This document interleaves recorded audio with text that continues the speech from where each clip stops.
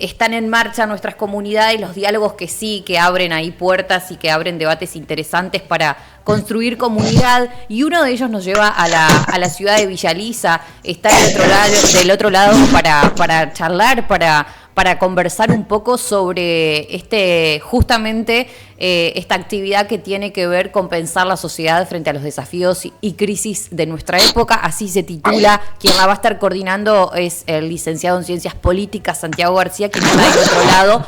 Santi, buenos días, gracias por el espacio para la radio, ¿cómo estás? Hola Ani, buen día, gracias por el llamado. No, gracias a vos por la oportunidad de conversar un poco, bueno, primeramente sobre esta invitación que va a ser esta tarde, si no me equivoco, tarde-noche, allí en Villa Elisa. Sí, hoy, martes 7 de octubre a las 20:30, en la Fragua, con entrada libre y gratuita. Vamos a estar recibiendo a Rocco Carbone, que es un filósofo ítalo-argentino, con estudios en filosofía y doctorado también en la misma materia en universidades europeas, para conversar sobre la realidad argentina y un poco que se ve a escala global, ¿no? Uh-huh, uh-huh. Bueno, el título principal tiene que ver con un momento de crisis. ¿Un momento de crisis en qué decís vos? ¿O de qué? Porque obviamente que uno puede llegar a pensar en lo social, puede llegar a pensar en lo político, puede llegar a pensar en lo cultural o en, bueno, fracciones, claro, que ve. ¿Se va a estar concentrando en algo puntualmente? Es una charla bastante amplia, uh-huh, ¿no? Que parte de temáticas que muchas veces son un poco abstractas y que eso hace que no se reflexione sobre las mismas, porque la cotidianidad del día a día nos llevan a centrar la mirada ahí, ¿no? O sea, es como que necesitamos cambiar el foco y mirar un poco más abstracto en términos de qué está sucediendo. Nos referimos al título, ¿no? Uh-huh. Desafíos y crisis de nuestra época. Uh-huh. Porque, a ver, lo contextualizo. Uh-huh. Uno de los últimos temas, más allá de si Espert, ¿no? Uh-huh, renunciaba o no a su candidatura en la provincia de Buenos Aires por la Libertad Avanza, era el tema del financiamiento tanto del Hospital Garrahan como de las universidades públicas nacionales. Entonces, en ese debate lo que se trataba de instalar es que hay una desconexión entre el rol de las universidades y el rol de la salud pública, ¿no?, con la sociedad, ¿no?, que es un gasto que no sirve para ni la producción de bienes y servicios ni la producción de conocimiento.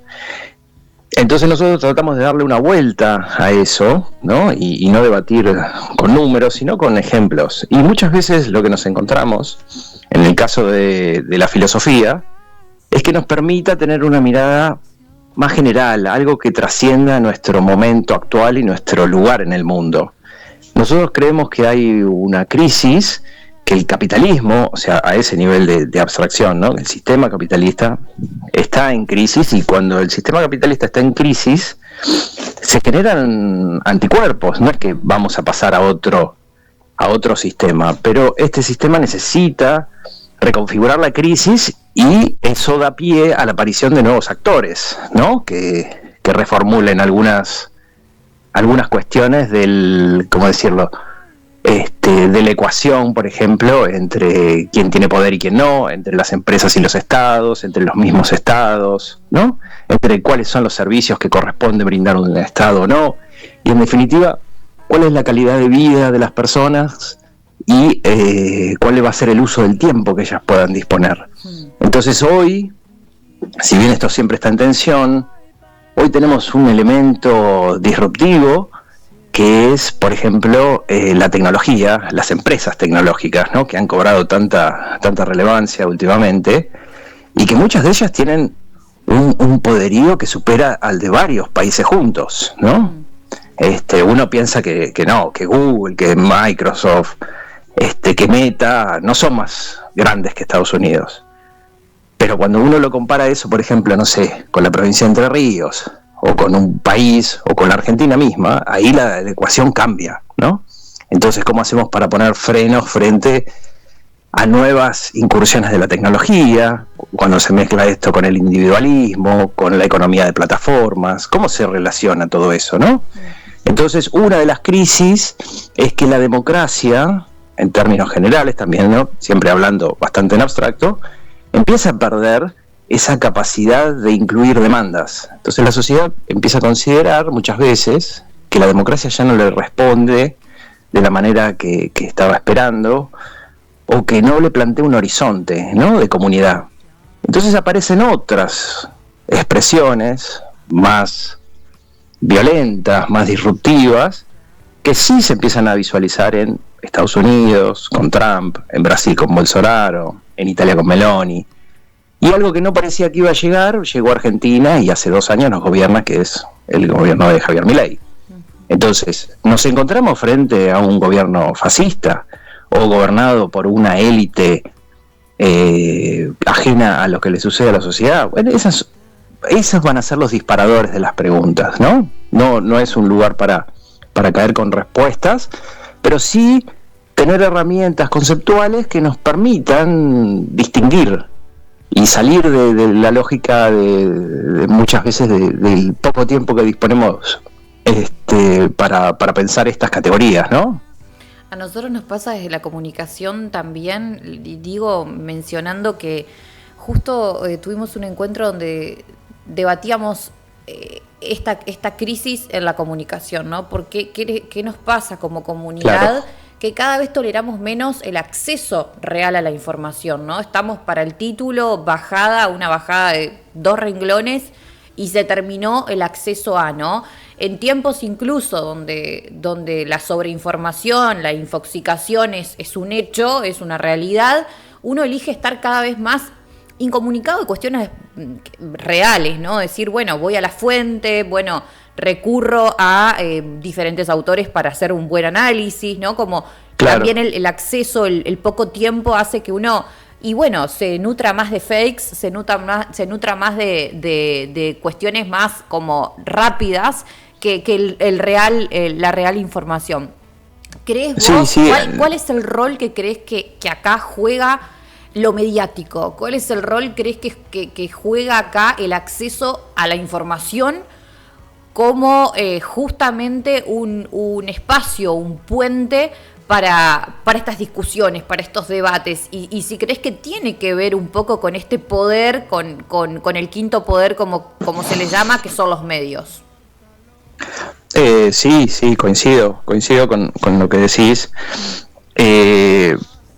La tecnología siempre ha acompañado cualquier proceso político o de cambio social, ¿no? O sea, la radio en su momento hizo una revolución, la tele lo mismo, ¿no? Fue reformulando los términos del debate, la aparición de nuevos medios de comunicación y la tecnología que venía con ella. El telégrafo y el teléfono, y ya me estoy yendo muy lejos en el tiempo, representaron cambios abismales, fueron revoluciones. De repente, para saber cómo estaba la cosecha en la Argentina, en Londres tardaban 2-3 días en recibir noticias. De repente el telégrafo aceleró todo eso a pocos días, el teléfono lo volvió instantáneo y con él la globalización. Y a partir de ahí todo se acelera. Y hoy estamos en una aceleración tal que nos provoca angustia muchas veces, ¿no? El exceso de información. Eso, sumado a la aceleración o esta puja que hubo siempre, ¿no?, de quienes detentan el poder para separar, ¿no?, a los individuos, eliminar los lazos de solidaridad que los une, ¿no?, que nos hacen seres sociales, hace que nos sintamos contenidos o nos podamos sentir comunicados y en contacto a través de redes sociales. Entonces, esa distancia con el otro, esa ausencia, pero presencia al mismo tiempo, ¿no? Hace que empecemos a vivir una etapa de dobles discursos todo el tiempo. ¿no? Donde estamos alejados pero conectados, donde algunas ya vienen de hace tiempo, ¿no? Donde estamos mal pero vamos bien, ¿no? La luz al final del túnel, eso implica que estamos muy mal y que ya va a venir lo mejor. Entonces el esfuerzo vale la pena, y bueno, y así un montón de frases que la verdad que lo único que hacen es generar una confusión y aportar un caos al discurso, ¿no? Al debate público, y los medios de comunicación tienen mucho que ver en eso, porque fomentan eso y dejan de lado lo que no es instantáneo. La reflexión, como vos decís o escribís en tus notas, requiere de un público con un ejercicio de la lectura, algo que te invitan permanentemente a abandonar. No sé si coincidís con eso. Sí, totalmente. De hecho, bueno, busquemos coherencia en todo esto. Digo, ¿por qué se financia la universidad pública? ¿Por qué se financia la cultura? ¿Por qué se financia el cine? ¿Por qué se financia el deporte como una política pública de Estado? ¿Qué se busca? Claro. Digo, porque son preguntas que está buena que como sociedad nos las hagamos, ¿no? ¿Para quiénes? ¿Cómo? ¿Creemos en serio que el acceso es universal a todas esas posibilidades y esos mundos que justamente se abren en sociedades que son más igualitarias, digo, ¿no? No en sociedades como la nuestra, donde hay un fuerte crecimiento en la desigualdad, ¿no? Donde los que más tienen están concentrando poder, y donde los que menos tienen cada vez tienen menos. Claro, sí, totalmente. Y es una época de búsqueda de culpables o responsables de mi mal individual, ¿no? Hay una búsqueda colectiva en por qué yo no estoy mejor. Entonces, el discurso o el horizonte que proponen gobiernos como el de Trump, Bolsonaro o Milei pasa por lo público, que no deja de ser una agenda vieja, ¿no? De achicar el Estado, de reducir impuestos para los que más tienen, de ir en contra de todo lo que pueda generar una situación de igualdad o de mejores accesos, ¿no? Sí. Entonces, el discurso pasa por identificar el gasto en la universidad se podría usar para otra cosa. El gasto en hospitales se podría usar para otra cosa. El gasto en rutas, siempre hablan de gasto, no de inversión, ¿no? El gasto en mantenimiento de ruta, que lo haga el que transita por ahí. Como volver a una situación preestatal que no existe. Es un viaje medio fantasioso hacia un pasado que no existe, difuso y donde todo se trastoca. Y agrego algo, esta cuestión de, bueno, le sumamos a este tiempo de crisis dentro de la narrativa, claro, la meritocracia, ¿no? Que no es de ahora, pero que, bueno, ¿quiénes son merecedores, claro, y quiénes no son merecedores? ¿Quiénes merecen un plato de comida, entonces, y quiénes no? ¿Quiénes merecen un techo y quiénes no? ¿Quiénes merecen educación y quiénes no? ¿Quiénes merecen ir a la universidad y quiénes no? ¿Quién justamente termina definiendo, ¿no? ¿Quiénes merecen y quiénes no? Son preguntas importantes porque, digo, nosotros creemos realmente que hay un niño o una niña que elija no comer, que elija vivir en situación de vulnerabilidad o no. Creemos que una mujer elige una condición de violencia o no. Es fino, pero a la vez es profundo y además sentencia, ¿no? Genera fuertes estigmas de los que desarraigarse, desentenderse, desarmarlos, es un viaje. Son procesos que vienen de largo, ¿no? Lo que tiene de particularidad de este tiempo que nos toca transitar por la Tierra es la aceleración, ¿no? Es lo rápido del tema. Por ejemplo,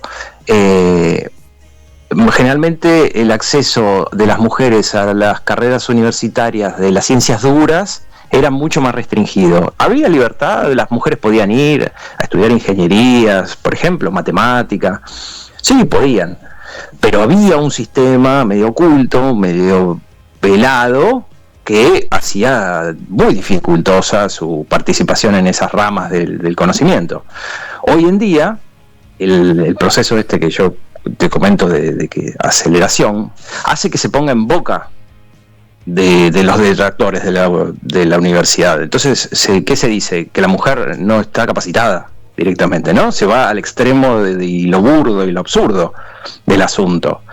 Entonces, ese proceso hoy lo vemos en funcionarios de los Estados Unidos que abiertamente dicen que quieren intervenir de una manera a favor del gobierno en las próximas elecciones, ¿no? Antes todos más o menos lo presuponíamos, pero bueno, ellos nunca lo explicitaban, ¿no? Hoy sí, hoy tenés un presidente que en su campaña algunas cosas dijo la verdad y dijo que él iba a destrozar todo. Él dijo que iba a fundir a mucha gente y lo está haciendo. Y antes no se animaba a un político en campaña a decir que su programa político o económico podía generar un malestar. Había ¿cómo decirlo? Había una idea de que de búsquedas de consensos. Y el consenso va un poco más allá de lo que a mí me gusta o me parece conveniente, porque tengo que incluir al otro, ¿no? Entonces yo tengo que ceder un poco mis pretensiones para poder vivir en sociedad. Hoy parece que, como dice y sostiene Mario Riorda, otro politólogo del palo de la comunicación, se generan estos gobiernos espejos donde a Milei o a Trump solo le importa para su pequeño núcleo de fanáticos y para ellos va a gobernar discursivamente, porque después las políticas pasan como lo del campo, ¿no? Con las retenciones. Va a mejorar ¿cómo se llama? Los ingresos de los productores, pero después se los llevan los mismos sectores concentrados. Entonces ese discurso caótico eso es la novedad, y eso sin tecnología es muy difícil de sostener. Y esa es la crisis también, en alguna parte, claro, ¿no? Que nos hace ver que el que tiene mucho, esa distancia entre el que tiene mucho y el que tiene poco es muy grande hoy. Es imposible, los magnates quedaron en otro planeta. Son imposibles, son estrellas a imitar. Ahora, lo loco de esto es que eso no se evalúe, ¿no? ¿Por qué digo esto? Porque somos laburantes. Vamos a seguir lavando platos de otros, ¿no? Sí, claro. Digo de otros porque son varones. Entonces,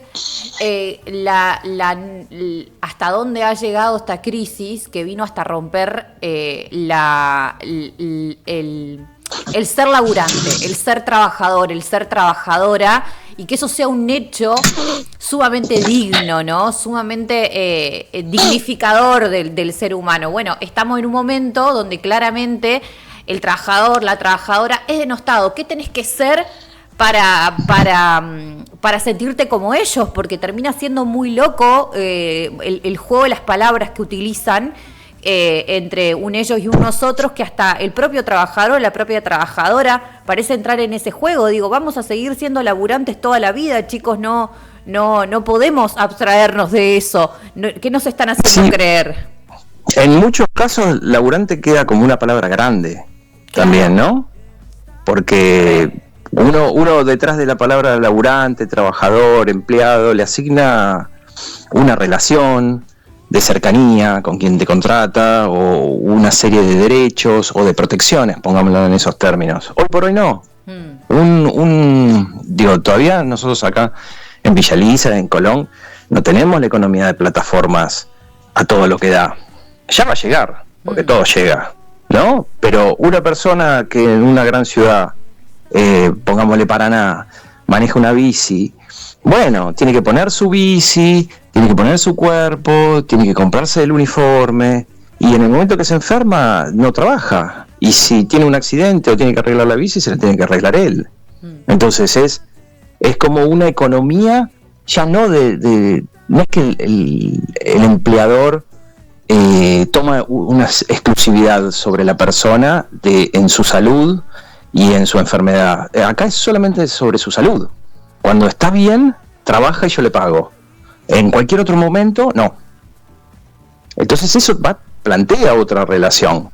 Ahora, ¿no? Corre el eje de la discusión y te vuelve un individuo que no tiene posibilidad de asociarse. Santi, para finalizar, pero que me parece importante tener en cuenta, hoy vamos a tener un encuentro en Villa Lisa donde justamente esto se va a abordar. Se va a abordar desde un lugar de que hay una salida, ¿no? Hay formas de dar vuelta estas concepciones, ¿no? Digo, crisis como esta ya atravesamos como sociedad, atravesamos genocidios, digo, atravesamos dictaduras.